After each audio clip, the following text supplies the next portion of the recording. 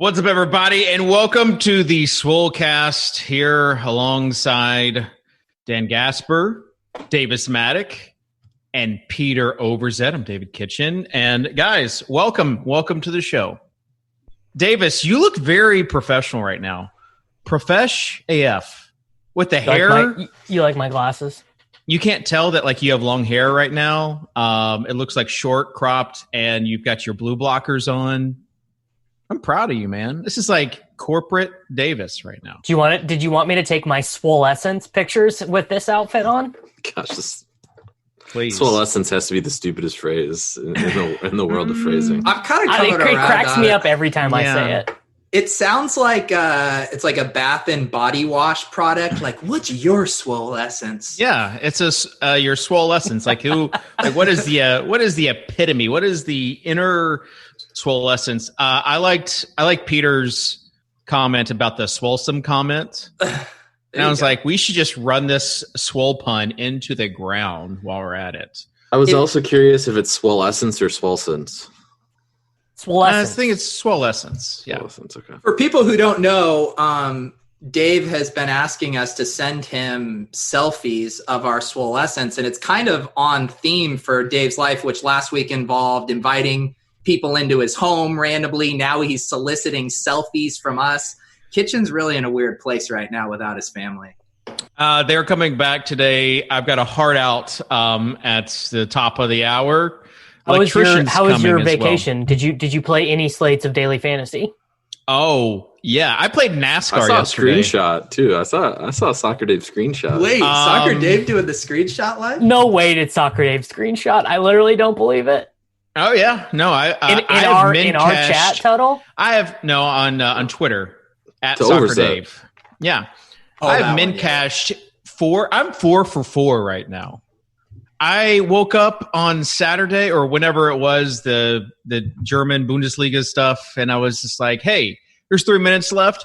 Let me see. I locked the top 2 value guys in lineup HQ, ran the optimal, min cash. From there, Tuttle, this story checks out if we know anything about David Kitchen. I'm like, why stop now? Why stop now while it's good? So I was I should play MMA. Well, it turns out I missed the main MMA slate, so I could only play the late slate with like 150 total possible combos. MMA slate, crushed it. And then from there, I'm like, let's run it up. And I went and played NASCAR the next day, crushed that as well. So I was 3 for 3 yesterday, was 4 for 4 with the midweek NASCAR slate. Shout out to Team RG for that. Well, first of all, Kitchen, it's glad to have you back in these DFS streets, and I think you should change your Twitter name to the Short Slate MMA King. It only had like 2 fights. Second ranked. Yeah, I heard you had to MMA take fighters grinder? against each other. No. There was 8 fights, and you could only play 7, I think, fighters. So you had to leave out 1. So I think there was there might have been like a FanDuel late slate.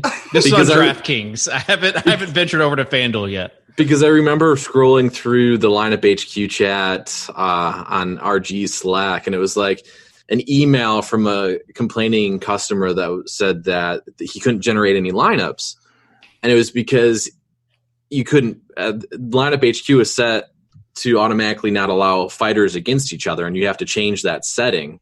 Mm-hmm. And so he was trying to build lineups on the slate that you actually had to take fighters against each other. I mean, this is how I am, and this is why I need some time off, because when I play DFS, like some people are like, yeah, I just set it and forget it and just walk away and check it the next day to see if I won or lost. I can't do that. I'm right here, bro. I'm not wired like that. That's the way to do it. You can't. I mean, literally, I don't watch anything that I'm gambling on most of the time. I like soccer. Soccer is a really fun sport to watch. Soccer and League of Legends. That's it. League of Legends is fun to watch. The other ones, you're gonna cut years off of your life. If you imagine sweating out every at bat of baseball. Our buddy Sean Newsom, literally is incapable of playing. Dude, that is me. I am right there. Sometimes, a lot of times, I don't even watch the game. I just watch like Score Tracker or whatever that's the most unhealthy thing. Like the ease of use of the MLB at-bat app really does make baseball like the most unhealthy sport to sweat, bar none. I will go ahead, Total. I will say the KBO sweat's kind of fun because they have the My KBO stat site, which it couldn't handle heavy load right away, and it still struggles. But if you start watching, if you start like refreshing, so 4:30 Central Time is when games start, it will refresh easily up until 6:30, and then that's when you can tell people are waking up. Yep, because then the load gets a little bit more difficult to handle, and you get paused out screens. You know how I know it's 2020? Because former pro, maybe he's still a pro, Asani Fisher, was complaining to DraftKings because they did not have lineups. Remember like 4 or 5 years ago when people were... Yeah, you'd complain that DK did have lineups. Right, because you're losing an edge. You got lineups and you've got weather icons. Where are the fish at? I mean, it's just... Well, it's true, because you lose... I mean...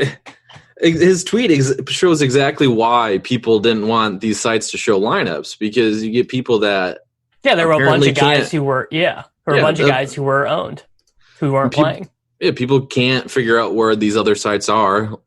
RotoGrinders, baseball Twitter handle tweets out all the lineups, like literally free. Like just search RotoGrinders MLB or RotoWire has it. Like it's just Google, dudes. But apparently these guys couldn't figure it out. Yeah. Peter, you've been relatively quiet. Is it because my Swolecast is like overpowering you right now? No, it's because he's not a grinder anymore. No, I'm being quiet. That's true. Hey, because unlike some people on this show, I try not to talk over people and interrupt them with whatever random thought pops into my head. Because you're not a grinder anymore. I did have a question for Dave. You said you can't play DFS without sweating it. So you said you played NASCAR last night. Are you telling me for 283 laps at Darlington, you were watching your DraftKings funds ping pong around? No, it wasn't the DraftKings funds really, although I did check occasionally, but I should not admit this, but yes, why not? Should. We're here. I completely forgot that I registered for NASCAR lineups. Luckily, I took all Stevie's plays, but I'm not in the routine. And by the time, it's getting lighter outside right now. So I'm making food and I'm like, oh crap, I got NASCAR lineups. And I'm like, I didn't know they locked at 6:00. So I go and check it. I'm like, well, here we go. So I don't watch any of the race, but NASCAR.com has their little tracker. And I was following along while watching a show last night. What show, Dave? I finished the Devs series on FX. I was down with Devs. Did you enjoy it? I really liked it. It was pretty heavy. I can't end. I don't know how you guys are when you watch shows, but I can't end a show, or I can't end the night with a heavy show. I got to watch something lighthearted after that. Or you just do drugs. Just take a melatonin and read your book, Dave. I don't do that. I got to watch something light. All right, let's fast forward. Let's get on topic here. Let's talk some sports. I like to talk about sweat personally.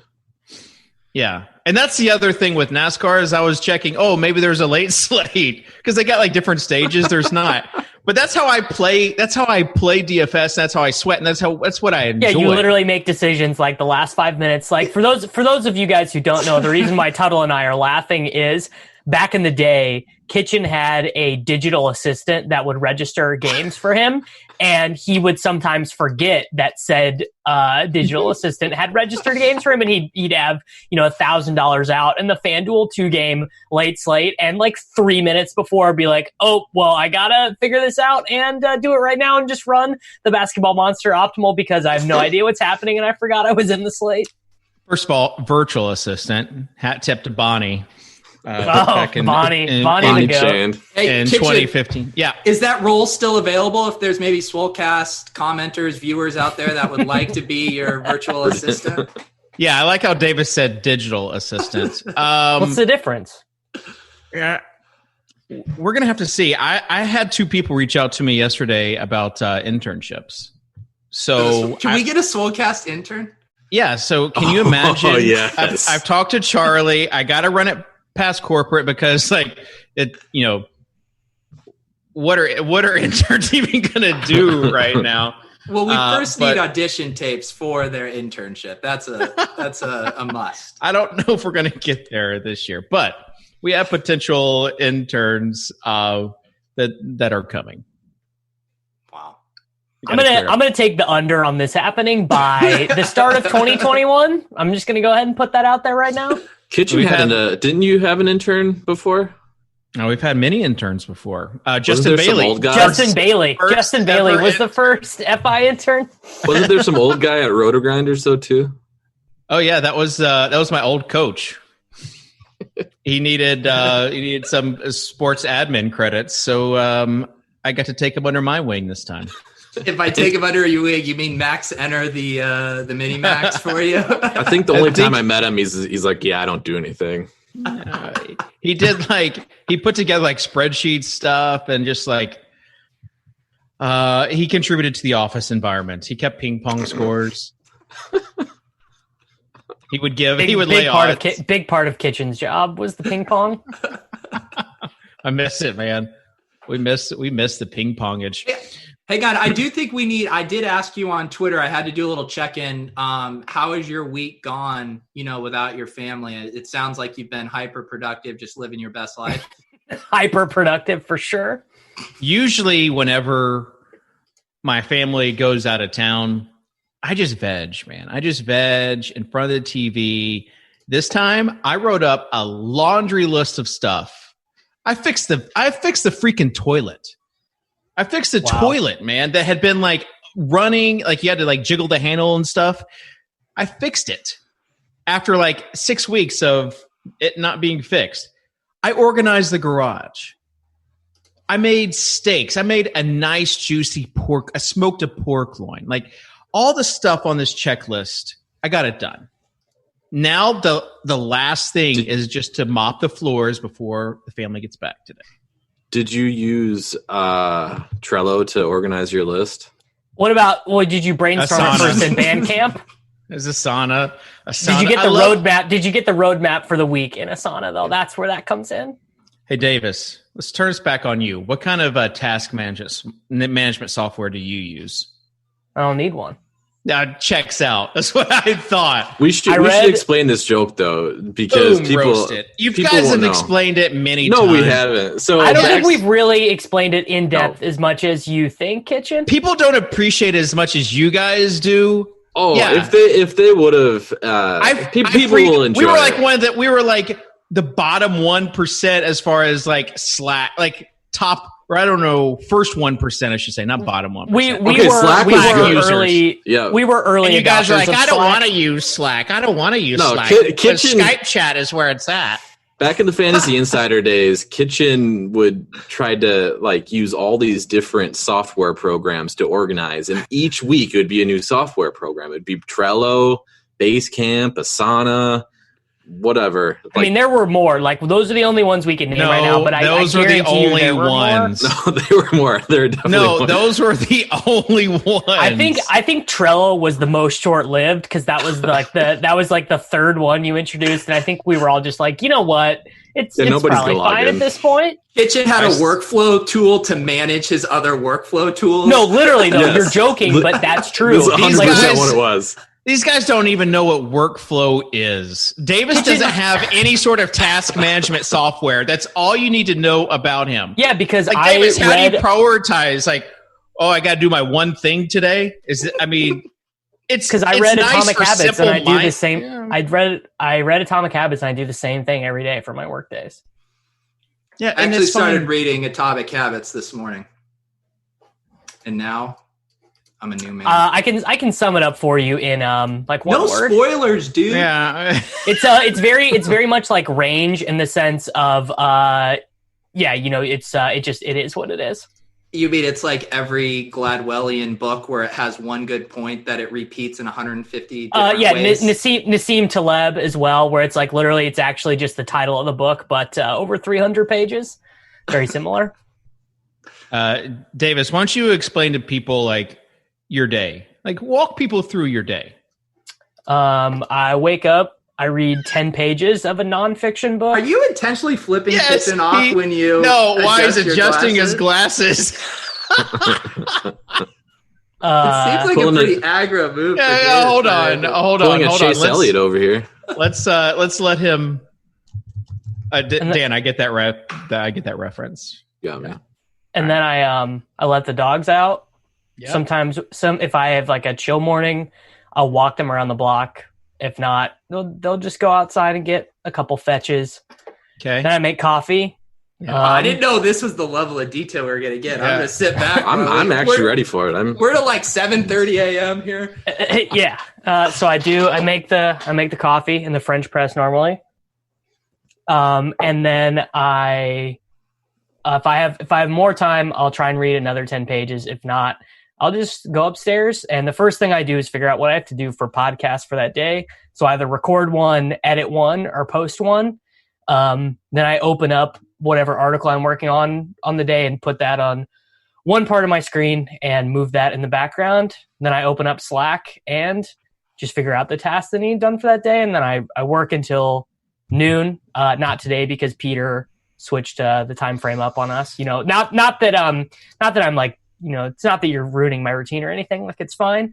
And then I go walk the dogs around the block at lunch, and then I come back and then I work until 4 or 4:30, and then I get up and I turn my computer off, and then who knows what happens after that. But I have a hard out at 4:30 every day, pretty much. So again, I have some comments.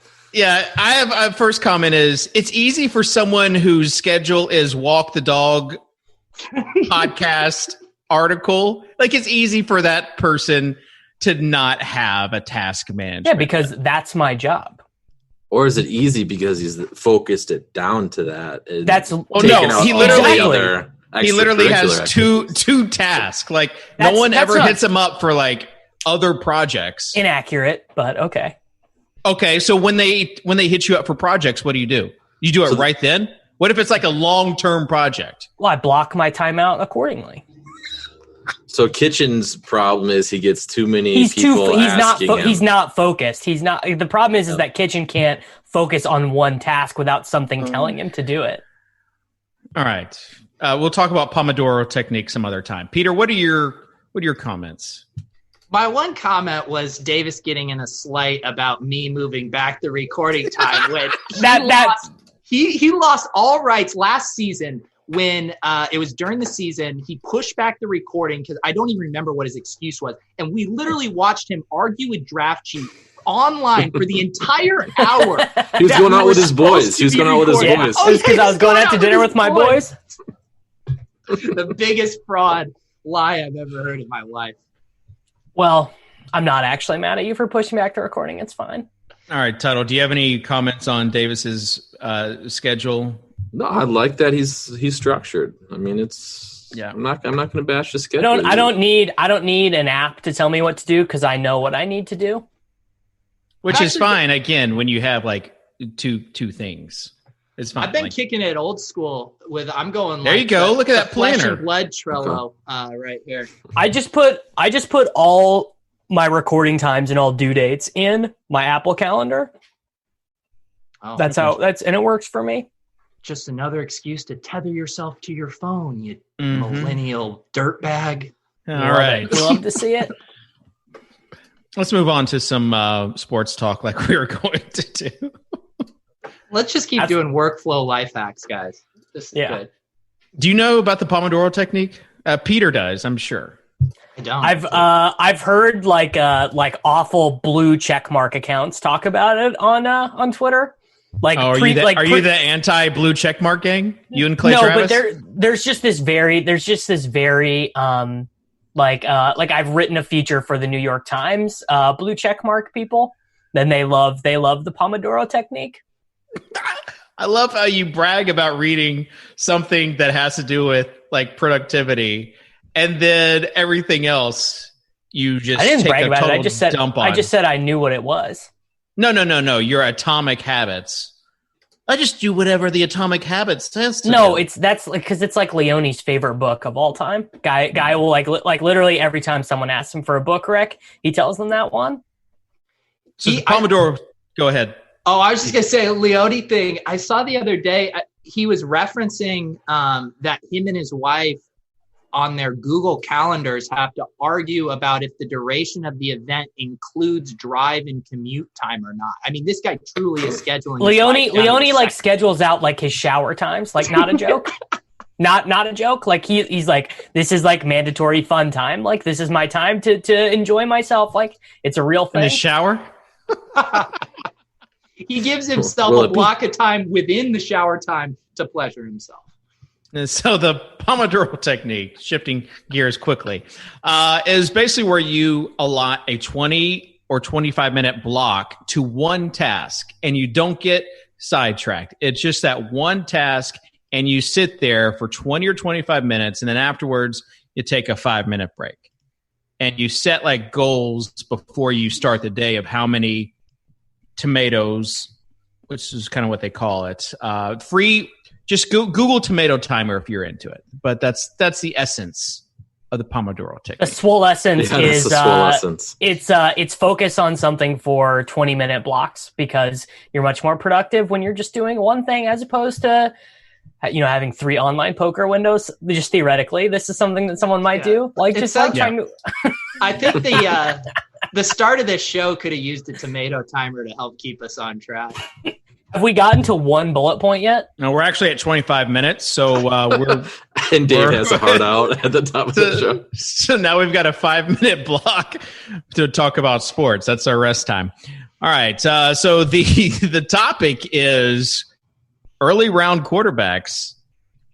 This is something that I was listening to one of JJ Zacharyson, who's the late round QB, was listening to one of his podcasts, and this has kind of put him in a tough spot. But he says he wrote the article, so no, it's not a tough spot for him. He wrote the article. What do you mean? Like, yes, his handle is at the late round QB, but it's not like a tough spot for him. Like he literally is writing the article that we're about to talk about. So it's not really a tough spot, Davis. He's been backed into a corner and he had to use 4,000 words to write himself out of it. You love to see it. I listened to JJ's podcast for the first time ever, like last week. It's very NPR-like. Yeah, it's very good. I actually like it. And Scott, like it's maybe we can have him on the show and get him like on a podcast for longer than 15 minutes. He was on my show last week for an hour. Wow. But didn't he make you record it in 4 15-minute segments just because he refused to do a long form show? Yeah.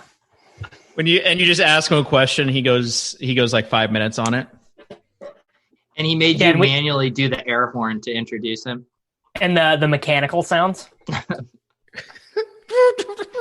Moving on. Quarterbacks. Is Lamar Jackson a top 3 round pick? Some people say that's like how he starts it out. But as far as buying into a certain tier of quarterbacks being picked in the earlier rounds, let's go ahead. Davis, where do you draw the line? Where do you draw the line for just a redraft league where there's no other there's no spirit of Superflex? Let me cut you off because you just would keep going and going and going. So I think that the heart of JJ's article points to it actually being profitable this year to draft some of the mid-round quarterbacks, like rounds 5, 6, 7. Whereas in the past, you're looking at really overrated guys, like who are offering only passing volume there. Like basically, what we've seen the last couple of years is whoever has a really good passing season with a really elevated touchdown rate, those are the guys that are getting drafted in like rounds 5, 6, and 7. So they have really bad year-over-year projections, because if you regress them back to league average and touchdown rate, they're going to be the same as every other pass-only quarterback. This year, we're getting guys who have really good passing ceilings with Dak Prescott, Kyler Murray. Like specifically those two guys have really good pass ceilings and floors given the volume of offense they're in, the weapons that they've added and everything else. But also both of them add quarterback number 1 overall rushing ceilings. Kyler, probably not as touchdown heavy, but Dak having like a 10 rushing touchdown season is pretty firmly in the range of outcomes. Had only 1 last year after recording at least 6 rushing touchdowns in each year of his career before that. Did you say you said 10? Yeah. I'll take the under on 10 rushing touchdowns for Dak. I would also take the under on 10 rushing touchdowns. We're talking about range of outcomes here. I know. So it seems like something that people are really having trouble with these days. Okay, yeah, he had 6 a couple of times, but he could go from 1 to 10 next year with Zeke. Do you think you would want to draft the quarterback that has an upside of 10 rushing touchdowns, or the quarterback that has an upside of 2 rushing touchdowns?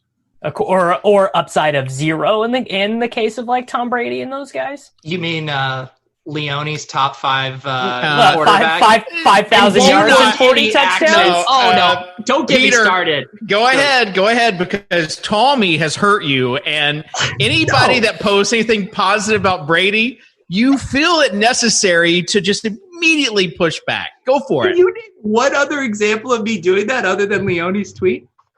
On the show. No, you posted a TikTok. This is the other thing he's talking about. Oh, yeah, the TikTok. No, that was whatever. But Leone goes out here. He's like, sorry, guys, Tom Brady's going to be top 5 in touchdowns, top 5 in passing yards. I slide in his DM to get a bet down, and he's like, no, man, like, there's no way, whatever. Like, he just completely backtracked on his hot take. He did already bet it with me, to be fair. What? He likes your money more than mine? Yeah, I gave him even money, Matt Ryan versus Tom Brady and Carson Wentz versus Tom Brady in fantasy points per game, minimum 10 games played. The thing is I get the case for touchdowns for Brady. That checks out to me. I just do not see how he's top 5 in passing yards. Yeah. I actually kind of buy both, but they're like, they are related to me. Like, one to me is not going to happen without the other, because I think the outcomes for him are kind of binary. Like, either this offense is going to be really good. Brady is like, I don't think that there's like a QB 9 season in there. I think he's very likely to be QB 5 or like, just total dust basically. The range of outcomes that says either top 5 or 25 to 32. Well, I think it's just really 9 though. I think it's just really related to, do we think Tom Brady is still physically capable of doing it? And I don't know. I think it seems like the market is pricing it as if it's just a lock. You say he's not going to have a rushing touchdown, but the Tom Brady I know snuck it in twice from the 1 in a game. Guys, angry Tom Brady, doubt that guy of being a top 5 quarterback with those weapons. But let's move past Brady. Let's set the bar on Lamar Jackson. Where would you draw the line on drafting him? Davis, 3rd round, would you draft Lamar Jackson? I don't think you can do it in the 3rd round. I think if you're not doing it in the 3rd round, you're not going to get him. So, that's your answer. Peter? So, I think my line would probably be, I'm not taking him or a quarterback until the 5th round. There's too many wide receivers I love in that range. Like I'm getting DJ Chark in the 5th round of best ball drafts. I'm not drafting a quarterback over him. And then I get 2 rounds later in the 7th, I got Dak Prescott in this recent best ball draft. So I'd rather have the Chark Prescott combo than the Lamar Jackson, whatever receiver I'm getting in the 7th combo. People taking AJ Green or whatever there. Tuttle? First question for Peter. Are you aiming for Tom Brady in that 5th round? Tom Brady. I mean, once Leone told me he was going to be top 5 in everything, I realized it's a steal no matter where I take him. Second, why take Lamar Jackson in the 3rd round when you could get a bigger, comparable Taysom Hill in the later rounds? Yeah, you can just take Taysom Hill, who's like probably locked for like 1,000 rushing yards, like 3,000 passing yards, 40 touchdowns in the last round. My strategy right now in best ball draft is kind of robust Saints QB. So I draft Breeze, Winston, and Taysom Hill, and it's just a print factory no matter what happens. Nice print factory drop there. Oh, yeah. Rest in peace. Giblets. Is it giblets or giblets? It's definitely giblets. It's giblets. Toto, what kind of shirt are you wearing right now? Same as you. Oh, twinsies. I didn't get the memo. I could have put mine on. Team corporate right here. Go put it on, Peter. You want me to? All right. Please take your shirt off on the screen. In front of the camera. Yes. All right. I think that's also the point that goes in line with what JJ. To be honest, I didn't read the JJ article. I just saw some Twitter beef. I didn't even know it's a legit thing.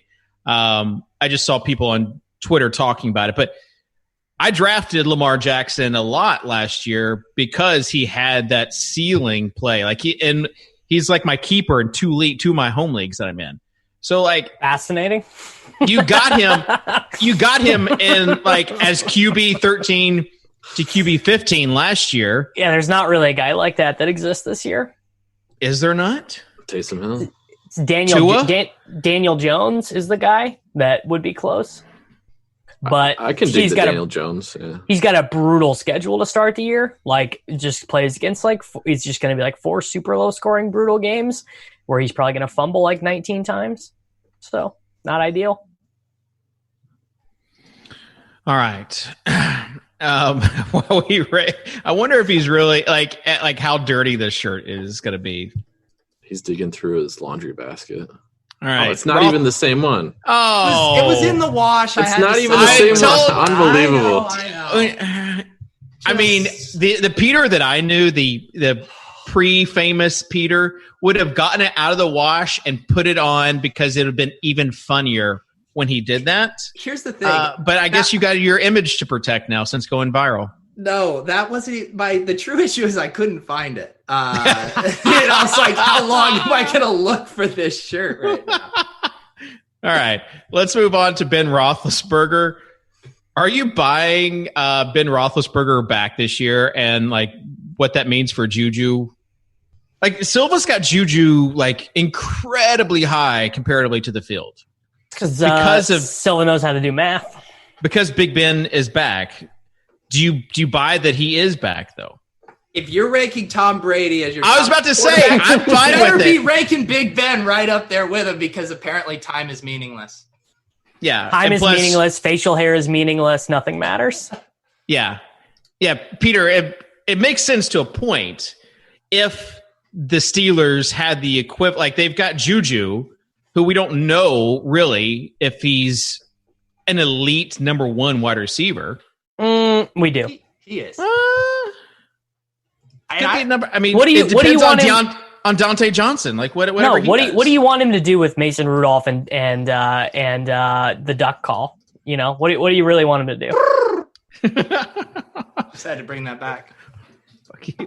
Minimum guaranteed at least 4x from Duck Hodges, or I delete my account. Peter Overzet. All right. So does anyone believe that Ben Roethlisberger is not going to be back this year? He's too old, injury prone, whatever. No, he's coming off an injury. All right, he's fine. I think there's probably more system risk than people are alluding to. Like people just assume that they're going to go back to slinging it once Roethlisberger's back in there under center. And obviously he's better an option than his replacements, but their defense is really good. Like they could definitely just grind out games this season. Yeah, they also drafted. They got like 4 running backs. 4th round. Yeah. What if they just turn Jalen Samuels into the quarterback, bro? And they do full Miami Dolphins 2008. They just go full on Wildcat. Pound the rock, control the ball, play good defense. That's just classic AFC North football. Pound the rock. Are you impersonating yourself right now? I'm impersonating Watch the Film Twitter. We're talking about range of outcomes here, though, Davis. This is a range of outcome. I know it's a hard topic for you to understand. You think Roethlisberger is either a top 10 or a 20 to 30. The 11 to 19 range, not possible, is what you're saying. No, I think all of Roethlisberger's medians are like 10 to 20 at quarterback. All right. Here's a question for you. Best ball draft. You're in the 11th round. You need a QB. Are you taking Ben Roethlisberger or Drew Lock? Do I have? If I have Sutton or Juju, I go with that. If not, I just go Ben. If you have stack equity, but you still prefer Roth, man, I think I'm taking Lock even in a vacuum over Ben. I think the Broncos are so much more likely to do the pound the ball football than the Steelers. Really? Yeah, for sure. Got to milk MG3, man. He can. That is like an organizational philosophy thing. They've done that ever since the last Manning year. Davis, you are adjusting your glasses every 10 seconds, and it is messing with me. I think it's a tick at this point. It's a tell. It's like when you're being disingenuous. When you're being disingenuous, you feel like you need to reinforce with the glasses. All right. I think it's because I'm not used to seeing myself in them. Who could say though? It's a good look, man. It is. It's not like I'm wearing them like out in the world. Like I literally only wear them on my desk. All right, let's talk about the wide receiver beef. You know, this kind of hits close to home to me as one of the original Devontae Parker truthers. People didn't believe in him. Davis being probably the main one that would make fun of me for Devontae Parker and Derrick Henry takes. But it turns out he's a really good wide receiver, and he's going to be even better. So for people that do not know, he and Michael Thomas had a little beef because of rankings. Like I saw the Instagram comments, but I didn't see the original post that sparked it. No, the whole reason this is so stupid is because the original post was like, what would you rather do? Like it was like Moss, have a catch versus Gilmore, yeah, or whatever. And so it was a thing that Devontae Parker had actually done in a game. So he was just like, he voted for himself. Completely harmless, not even a shot at MT. Like, of course you're going to vote for yourself. MT took great offense to that. Yeah, he did. And it sparked this big beef between Michael Thomas and Devontae Parker. Davis, I want to know what side you're on here. I'm Team Devontae Parker, literally all the way. Oh yeah. Grown ass man. Yes. See, we're gonna need Tuttle to take the MT side here because I'm Fins up for life. We got grown ass. We got Kitchens guy. Like otherwise, we're just gonna body bag MT here. I'm actually looking because the first thing that came to my mind was, doesn't Michael Thomas have a very beta voice? So I'm actually Googling right now to listen to an interview. If he doesn't have a beta voice, then I'll take the Michael Thomas side just to be on his side. But let me hear it real quick here. Do you think are you saying he's kind of like a keyboard warrior where he's a beta when he talks, but he gets behind that keyboard like a tough guy? I mean, Mike Thomas it's literally not as bad as I thought. He just runs like 8-yard slant routes, and he's a historical accumulator. Davis, I'm surprised you're not Team MT because you both seem to love to just get into Twitter battles with random people over nothing. See, this is what you don't even remember. Negativity. Do you understand how long I've been at this game, Pete? I've been at this game so long that I hated Mike Thomas as a prospect. I'm old enough to remember when there was a good Mike Thomas and a bad Mike Thomas, and Ohio State Mike Thomas he is actually still on the Rams roster. That's a true story. Look it up. He didn't lose his job to Van Jefferson. He might actually, you know what? He might be an unfortunate cut this offseason. I gotta go check that. But yeah, I'm old enough to remember when Saints Mike Thomas was the bad Mike Thomas. Yeah, I was alive then too, Davis. You're talking to me like I'm 10 I'm years talking younger I'm talking to the founder of Fantasyland right now, everybody. No, Manchin on Player Profiler literally listed the Michael Thomas as bad Michael Thomas. Yeah. Oh no. Yeah. But it's his credit, and this is kind of where I began the Devontae Parker. Let's do it for the third season. Like AJ Green is Devontae fifth season, buddy. But like third time of like saying that he's going to be a thing is that like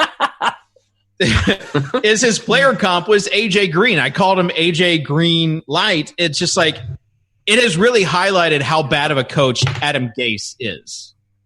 I mean, that's what it has really highlighted. When you have a guy as talented as he is, and Gase just wanted to throw him to the wolves. If you guys are questioning my bona fides, I have a Devontae Parker little Lego man. Oh, that's nice. Did you get that from the Pete? Do you agree that our biggest failure of our pilgrimage to see Laird was not getting a photo of me next to Devontae Parker in warmups? We have to slow our roll. You know, we couldn't just immediately go asking, "Hey, can you bring over your superstar wide receiver?" Hey, Todorov, can you bring Parker over here real quick before he drops 2 touchdowns on the Giants' head? The thing is, Davis, imagine how much shit you got just for the photo standing next to me on the field. Imagine the photo next to Devontae Parker. All right. No comment. All right, let's go. Let's fast forward to the legit or bits. We still don't really know what this topic or what this subject topic is, but we can like morph it into whatever we want it to be. I want to know, Davis, your Taysom Hill take. How far does it extend? I mean, he's probably like the 57th best quarterback in the NFL, maybe. But he is not. You don't believe that he could be like a starter level quarterback. I mean, he's going on 30 now, having shown zero evidence of being a good quarterback. But maybe maybe because he hasn't given the proper chance. Would you rather have Marcus Mariota or Taysom Hill? This is not even a question. Hang on, real question, not a troll question. Based on the Tom Brady, he's got so many weapons. Taysom Hill. Thought experiment, Bucks quarterback, full 16 games, doesn't lose snaps to anyone. Where does he finish positionally among QBs? Do they let him run a ton? It's the full Taysom Hill experience. Yeah, he goes full Tebow and finishes like QB8. Okay. Fantasy, very different animal than like, averaging 7 yards, like 7 yards per attempt. Don't mansplain the difference between NFL talent and fantasy to me. He's just like a way better real life player than he is for fantasy. All right, Davis, the Henry Ruggs. Explain to me this. Mm-hmm. You like the running quarterback? Depends on the context, but yeah, generally that is true.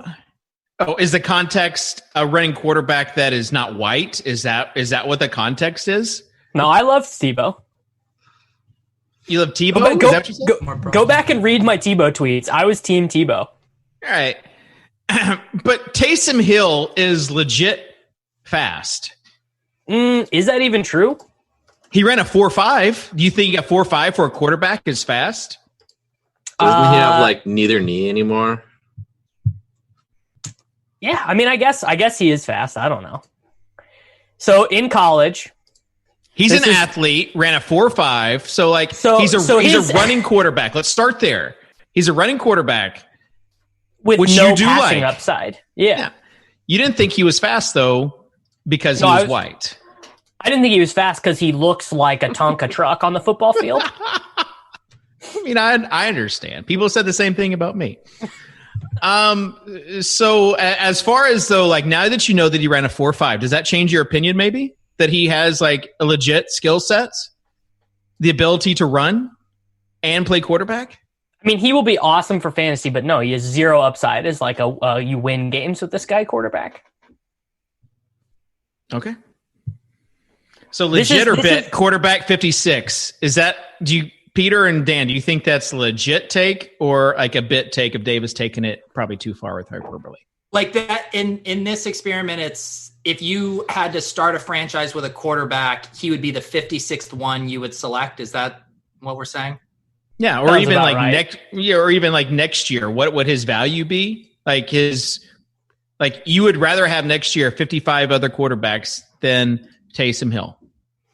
He'd probably be to me more. I mean, we're just splitting hairs, but he'd probably be down in like the high 30s, low 40s for me, where it's like after the starting caliber guys, and then you're just taking true flyers. I mean, maybe Taysom is better just because you can run a very specific offense with him, and it'd be hard as a coach to mess that up. So maybe he's like 40. There's also a bit of an unknown premium, right? Like you're holding out hope. Maybe he could expand on what he does. Whereas everyone's going to take him over, say, Mitchell Trubisky right now, right? But that's just because I'd rather have Trubisky. You'd rather have Trubisky than Trubisky is like a version. Yeah, Trubisky's clearly better.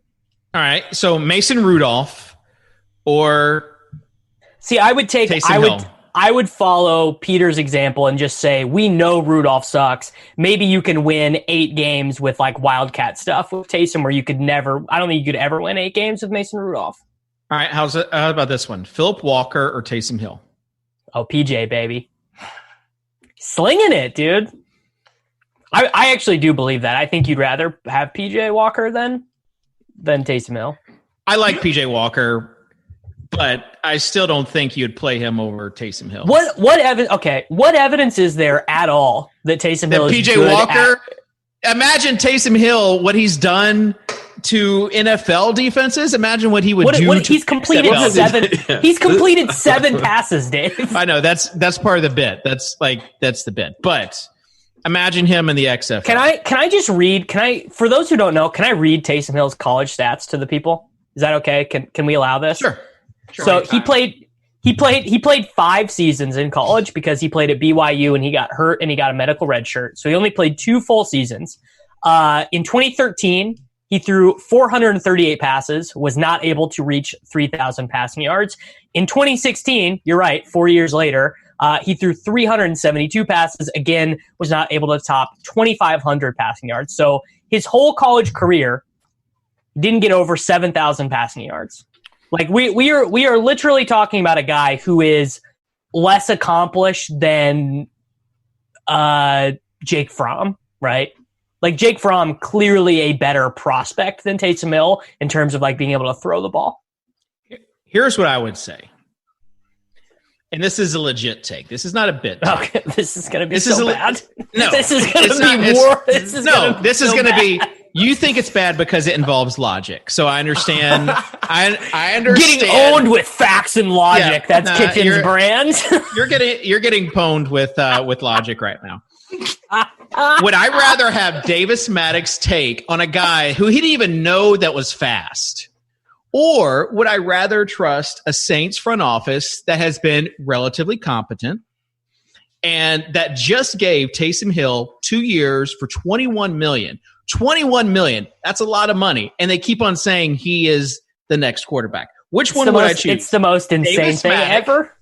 Davis Mattek, who says, quarterback 56, just makes up a random number, 56, as far as like his rankings goes. Or someone who just gave him $21 million, says he's the future of their franchise. Davis is about to hit you. He's about to hit you with your appeal to authority argument. If they keep doing that, then why do they keep signing other quarterbacks? First they signed Teddy, then they signed Jameis. So what's the logic there? Why do they keep doing that? Is Teddy still there? No, because they signed Jameis. No, Teddy went to Carolina before they signed Jameis. They signed Jameis after the draft, bro. They signed Jameis on a shoestring contract so he could learn under Breeze and go somewhere else. You mean he could learn under Taysom? Same thing. He's got two talented guys in front of him. But I mean that would be, I guess, where I come from, is that I'm gonna trust what they have seen in practice rather than like the 7 passes we've seen in games. Yeah, I have a take here. Is it Let's terrible? hear it. This is legit take. Is it Quintus Cephas better NFL career than Jonathan Taylor? Stand by that. So what's the most bring up player profiler for Taysom Hill? Come on, let's all do this task real quick. Yeah, it's I have an Matt idea Castle. I know where you're going with this, Tuttle. Tell me what his what stands out most in terms of his workout metrics.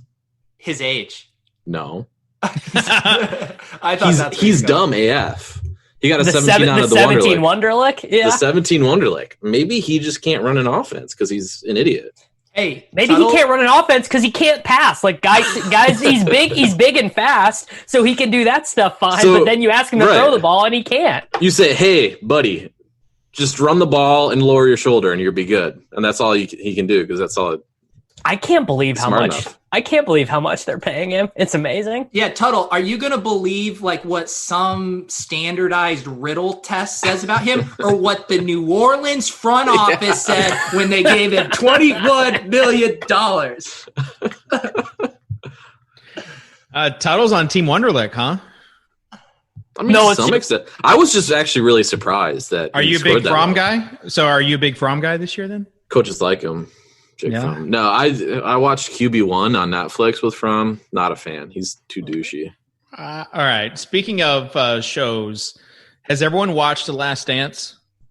Yep. I haven't yet. Actually? I've been waiting for. Oh, it's because Tuttle's he's asleep. Like Tuttle's asleep at 8:00 on a Sunday. Well, and I've been waiting for them to pile up, and then since they did, I wanted to get them all done and then just binge them. Yeah. You got the 10 episodes, the 10 hours that you could just straight binge right now. Is your family going out of town too? All right. Well, I don't know. Really, we don't want to spoil anything, but Michael. I've been listening to championship. So. Really? Yeah. The thing is none of us actually wanted to watch it. It's just you are obligated to, so you can hang out at the online water cooler and discuss. Yeah, so you can know all the tweets. False. I wanted to watch it. That was like nostalgia.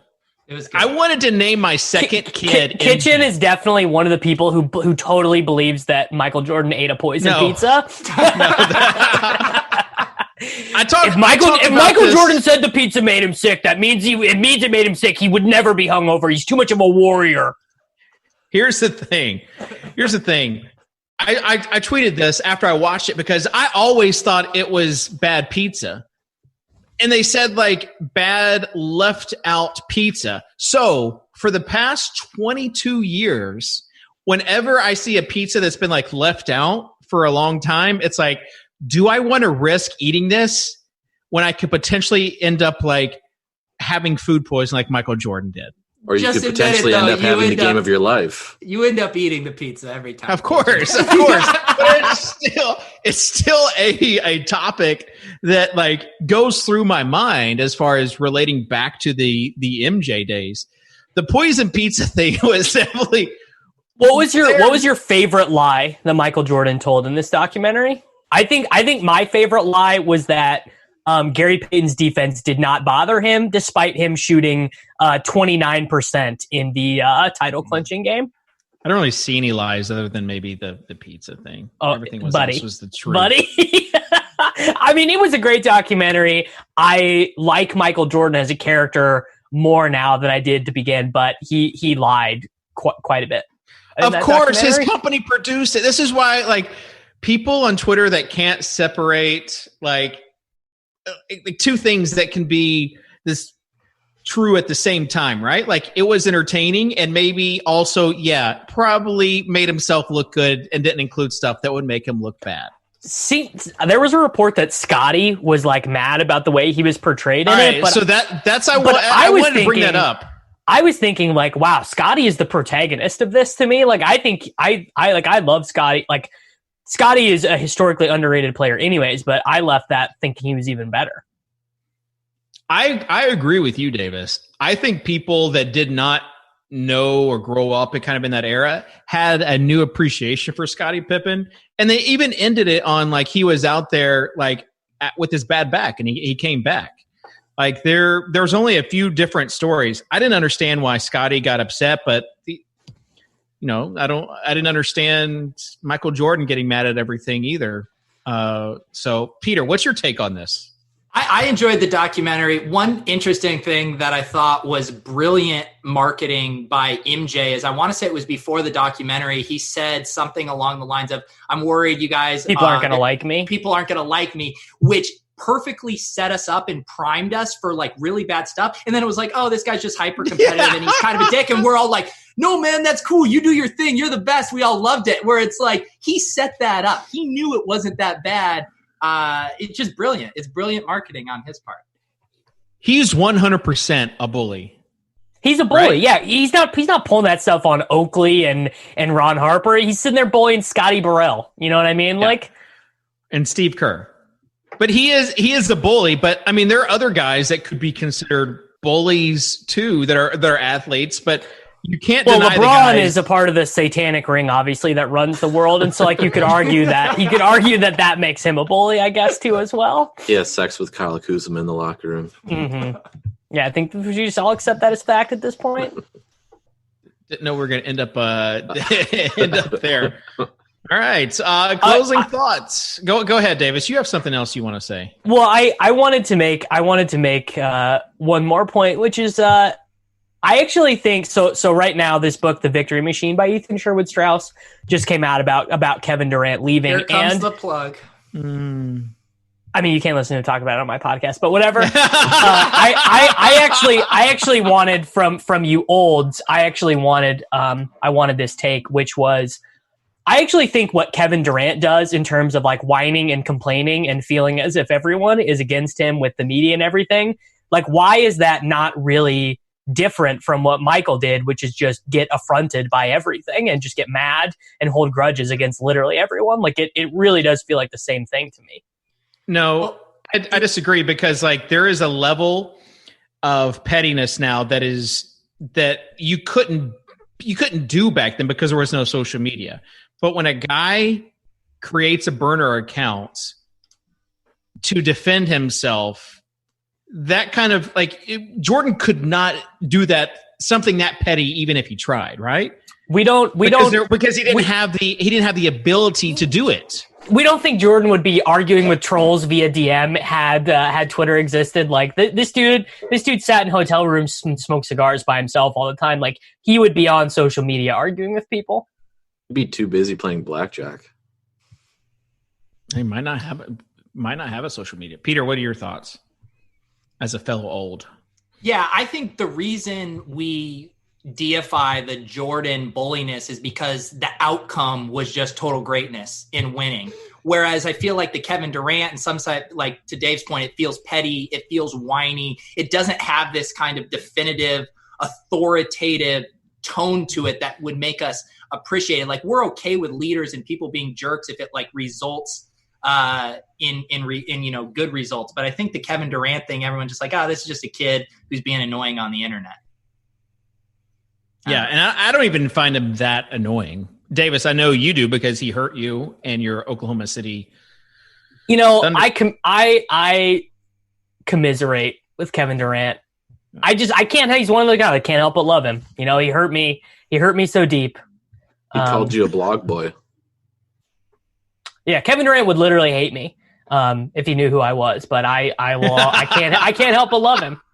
If you guys got to know each other, you would have some millennial bond. We have a lot in common. We both spend time wasting time arguing with people way below our station in life. You should tell him to read Atomic Habits and how it turned your life around for you. It didn't turn my life around. Well, it's why it's not my number one book rec to people. I can now manage my one podcast and one article a day with the methods I've learned at Atomic Habits. All right. Closing thoughts, Davis. Was that your closing thought? Bitcoin's down about 5% today, so go ahead and buy yourself a little some. Treat yourself. BTFD, guys. BTFD. I keep wanting us to have a stonk section of the show where Kitchen touts various stocks. That's really something I've been angling for, but we're not getting it. After you stole that with the Nike stuff, I just don't see how I can get back there. But anyways, Tuttle, closing thoughts? As the League of Legends thought leader on this podcast, League of Legends is back starting next Thursday. Mid-season. Yeah, so it'll be a little fun LCK LPL mixed tournament next week on Thursday that we will be able to talk about on the show. wonder if Peter even knew this was happening, or is he probably just not out of it as a yeah. I've seen the prize pool, 50,000 up top. Yeah, I'm aware of things that are happening in the LPL, guys. Peter, closing thoughts? Closing thoughts. Great show. I am going to go read about the Pomodoro effect, and I'm going to get my life on track. Pomodoro technique. No, Pomodoro technique. I'm going to go buy a Pomeranian, and my life is going to get way more structured. Now, I will say this. There's been a lot of people asking me, what are your goals for the Swolecast after seeing Joe Rogan? A lot of people been asking. Yeah, right. That's what I just said. After seeing Joe Rogan going exclusively to Spotify, do you plan on doing anything like that? And I'm saying no, we're not. We're not at this point. We're still wide open. I don't want to commit to anything. But if you go like us on YouTube, just subscribe to the channel. We need 100 followers. We need 100 followers. So why do we have a separate Swolecast channel? Because eventually that will be the separate brand. Okay. Eventually, Spotify is going to want to acquire the Swolecast YouTube channel. Okay, separate from RG. Okay, I got it. Yeah. Right. So it'll be like just housing exclusive Swolecast stuff. Okay. But you can still go over to Roto Grinders right now. We got our live shows. We've got all of the sports cards investments, all of the interviews Andy Means is doing with the Duke players. We've got the Morning Grind podcast. Dean's interviewing other people as well. So it's just like a big melting pot of sports going on right now. Maybe we could open some cards on our next show. I would actually love that. I'm all in. I'm all in to rip some packs. I don't even know where to buy packs. Where do you? I know that's what I'm trying to figure out. Leone's locker. Leone's the link is broken because I actually tried to go to Leone's locker and I can't access it. Guys, Leone just heard something and just turned to I'm being summoned right now. Hey, Kitchen, if RG wants to give me a slush fund, I will. I'll just get it figured out for all of us to get some packs. All right. Buddy, your whole compensation is a slush fund. I literally have forgotten to submit my invoice for the last 2 months. So. I am shocked. All right. Well, that will do it for the Tuttle. What are you drinking? Not very good. Thermo 1000? Yeah, I don't know. My wife gets these variety packs from Woodman. So. All right. Subscribe to the YouTube channel. Like us on Twitter @Swolecast. We'll see you next week. Holla.